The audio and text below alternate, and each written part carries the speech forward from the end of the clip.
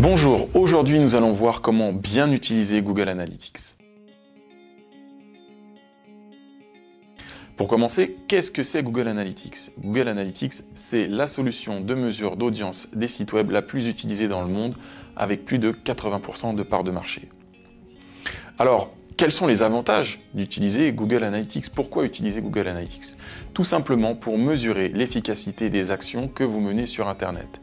Par exemple, vous lancez une campagne d'emailing ou une campagne de publicité Facebook, et bien c'est dans Google Analytics que vous verrez si ces actions sont efficaces et rentables pour vous. Tout d'abord, l'idée c'est de fiabiliser les données que vous collectez dans Google Analytics. Alors pour faire ça, on va commencer par retirer toutes les visites qui émanent de votre propre entreprise, ou bien on va retirer également toutes les visites qui émanent de sites spammers. Ensuite, il faut garder à l'esprit qu'une donnée brute n'a pas de sens et que donc dans Google Analytics, ce qui va être intéressant, c'est de comparer des périodes de temps pour avoir par exemple une idée de la saisonnalité sur votre marché. Ensuite, il convient également de choisir ces indicateurs, ce qu'on appelle des KPI, les Key Performance Indicators. Et donc on ne peut pas tout mesurer. Il faut choisir quels sont les indicateurs les plus stratégiques et les plus importants pour nous et pouvoir les mesurer au fil du temps.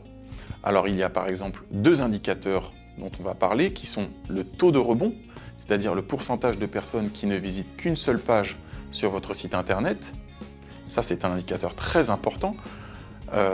Par exemple, si vous êtes un site e-commerce et que vous avez un taux de rebond très élevé, vous n'allez pas être content puisque vous voulez que la personne visite votre page produit et ensuite aille dans le panier et réaliser le processus de vente complet.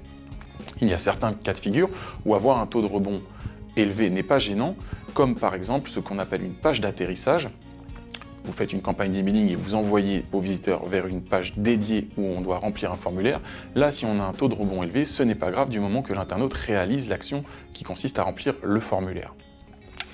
Autre chose très intéressante en matière de KPI dans Google Analytics, c'est la manière dont vous amenez les internautes sur votre site. Est-ce que c'est par le biais de publicité Facebook? Est-ce que c'est par le biais du référencement naturel? Est-ce que c'est par le biais d'emailing, etc., etc.